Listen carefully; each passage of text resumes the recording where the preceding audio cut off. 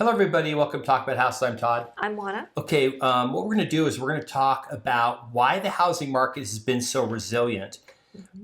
When we are basically in our 13th year of the housing market will crash this year.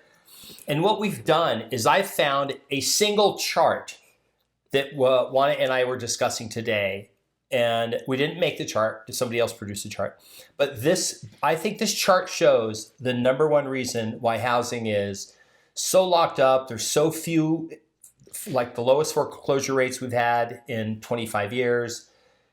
You know, why there's low inventory, why home prices are going up, yada, yada. So we're going to go through that whole thing. Juana, any comments before we start? Yada, yada. Yada yada. Good. I know you're gonna finish it up. Okay. All right. So I'm gonna put the chart up. I will throw us in here in a box so you can watch this while we talk about the chart. Okay. What is this chart exactly? What this chart is it is the share of sellers at risk of losing money, and this is based on active listings. The share of active listings. I don't know how they went back and got the data, but it goes back to about 2012 basically. And as you see in 2012. About 60% of people that were listed had a chance of losing money. Of course, it was much worse probably in 2006, 7, 8, 9. Probably most people that were selling were losing money, probably 80%, right? Something like that. Yeah. And then you can see that a couple things happen in this chart. Over time, the people at risk go down to almost zero. If you see 2022, there's almost no risk of anybody losing money. But then you have this little scalloping. So we'll just talk about this. So Juana, let's talk about the scalloping. We already know that seasonality in real estate, right? Prices kind of shoot up in the spring, drop a little in the fall. And then inventory does the same thing. It goes up in the fall, goes down in the spring. Is this kind of another reflection on seasonality of real estate sales? Sure. You can see it. I mean, it's very rhythmic, right? So you can see that it follows that pattern. Yeah. Okay. Now let me ask you this, Juana. Why is it? Okay, so the number all the way on the right is 5.7%. You can see the peak in and this wasn't the peak. This was just what it was in 2012. It was over 60%. Now in 2012, interest rates were about 4.5%. You could probably get a 4.5% loan for the most part.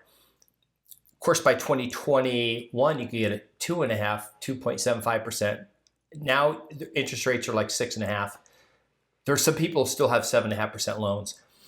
So the question is, why in 2025 is there only 5.7% chance when in 2012, when interest rates were less, there was a higher risk, like a higher chance? What's causing that? What are some factors causing that?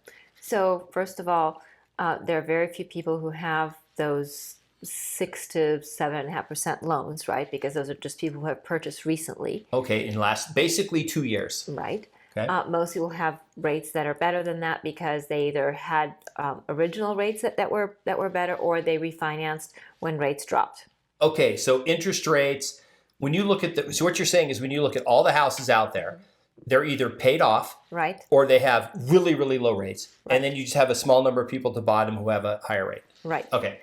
The other thing that they have going for them is every time they make their mortgage payment, they actually decrease their principal balance, so they increase their equity. Okay. And then piggybacking on that, people have owned their home for some time, and their homes have appreciated. So we know certainly people who bought their homes in 2012, where this chart starts. I mean, those homes, depending on where you are, could have doubled or tripled. Some homes didn't, and I acknowledge that. But for the most part, most homes have increased in value substantially from 2012 to today. If you bought a house in 2012 and you had even a 5% loan and you've made your payments every month, you didn't take out more loans on it, there is almost zero chance, even if the house is worth what you paid for, it's a zero chance that you would lose money when you sell it because you've paid off 13 years of interest, and you reduced 13 years of interest, but you've been making principal payment reductions on that. So you've been reducing that as well. Okay. The other thing that I think is interesting, Juan, about this chart is it didn't shoot up because interest rates have gone up, even though the interest rates are probably the highest they've been since 2005, probably. It hasn't shot up. So let's talk about the reasons why that hasn't happened. Well, So what are some reasons? Well, so we just talked about that because very few people are subject to those higher interest rates. Okay. And everybody has equity either through paying down their principal by making mortgage payments or by owning the home free and clear. And most places have had some level of appreciation, some greater, some lesser, but Right. most places have had some level of appreciation. So all of that goes toward people being in a good position if they need to sell their home to walk away with money. Okay. So what we'll do is I'll just reframe the question. You bought last year. Okay. Okay. How could you have bought the house last year to where if you were going to sell it, you're not at risk of like having to come out of pocket? Well, so if you bought your home last year, then you probably had to put down, a good bit of money. So if you put down a good bit of money, then Okay. you're not going to have to come up with money out of pocket to pay off your mortgage because the proceeds from the sale will pay off your mortgage. Okay. So you're down. So it's two things. Being upside down, all that means is what you owe is more than what's worth. Unless you got an FHA loan or a VA loan, there's almost no chance. And it was funny because somebody commented in the channel, like, I feel bad for all those people in Florida and Texas that bought in the last 3 years. They're all upside down. And it's like, well, if you put 20% down, you're not upside down probably in any market. And just because and we know that 37% of all houses bought in the first quarter were cash. None of those people are upside down. So for this to go back to even 10 or 20% would literally probably take a decade, like 10 more years of interest rates to be high or higher than they are and prices to not go up at all.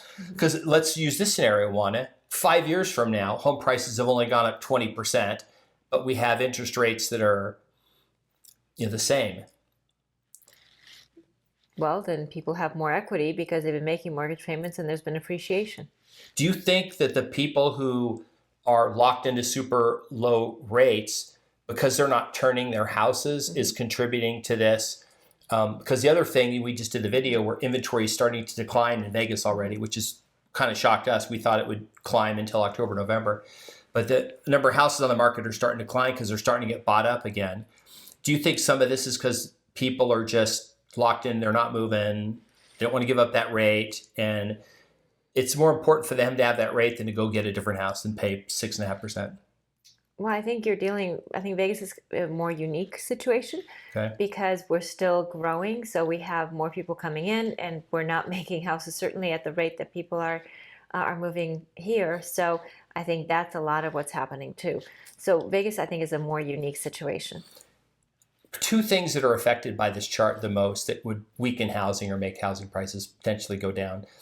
One is foreclosures, but you don't get foreclosed because remember, these people who bought 2012 and then refied, their payment is like $800 or $1,100 or something like that.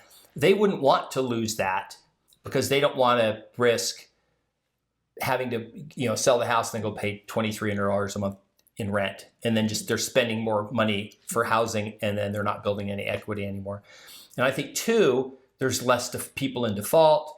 You don't have. We pulled the data from the MLS a while back, but it was like less than 1% of all the houses in the MLS. It was like 0.5% were either a short sale or REO, and actually most of it was REO. They were just some bank-owned homes that found their way back in. But we know that in Vegas, we only had 150 foreclosures total in the last year, which is probably the lowest number we've ever had.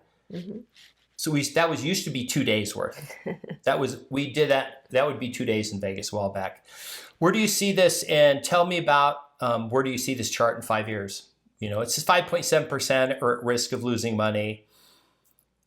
I actually think that's a pretty reasonable amount. I mean, according to this chart, it should be lower because that's been we've had a downward trend, and recently we've had a very, very low rate. But I think that somewhere in the realm of 5 to 7% is not unreasonable.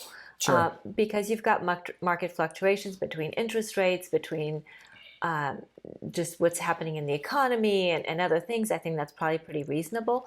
Of course, if you're one of those people, then it doesn't feel so reasonable. But when we're looking at the macro, that doesn't seem so unreasonable. I think that once interest rates dip a little more, I think that number is actually going to go down. Why is that? Because it's going to be easier for people to put money down. They're going to have a great interest rate so that their homes will be more affordable. Now, of course, that's predicated upon home prices not skyrocketing again. And I realize that home prices are high, but what I'm saying is not getting in the situation where home prices are going up double-digit percentages in every year. If you looked at this chart in different markets, there would be some where it's 0%, and there'd be some where it's 20%. Sure. Because there have been markets that went up 80%, and then people bought, and they're starting to have these 5-10% for the last 2 years decline. Right. So I think that they're more like market adjustments, where it's like with anything else. If you have a run up, it's going to have a pullback, kind of get a little bit of reassessment before it starts running back up. And that's what I'm saying about this push and pull that happens with any asset class, right? Whether it's a stock, whether it's real estate, that happens with any asset class. Cryptocurrency. Yeah. It's just their bigger spikes. Up, it's down, it's up, it's down. That's more volatile, yes. And real estate tends to not be that volatile. It's one of the reasons why people appreciate this asset class, because it tends to appreciate over time. It tends to not be exciting. So, and what I mean by that is it tends to not be volatile. So that's one of the reasons why people like real estate as an asset class for investing. What's interesting is this chart almost matches the foreclosure rate over the last 13 years. Sure. The rate of foreclosures almost exactly, it sort of bottomed out 2021, 2022. They were they were the lowest ever. Some of that was artificial, but then it hasn't gone up. Right. So, yeah. So what Todd means by matching, he doesn't mean the percentages match, but rather the trend lines. Yeah, the trend lines. I mean, if I could take the title off this chart and put up the number of, and take off the percentage, because the percent, it's not 5.7%, but say, hey, this is the number of foreclosures, and then just change the numbers and make, instead of 5.7, make it 0.8% or something like that. The low would be 0.4%, maybe the highest would be like 4 or 5% or some bigger number. But you wouldn't have, I don't think we had 60% of all the houses being foreclosed in, maybe at the peak in the worst markets, which would be Phoenix, Vegas, and maybe Orlando or someplace, Atlanta. Okay. Yeah. So hope that was interesting to you guys.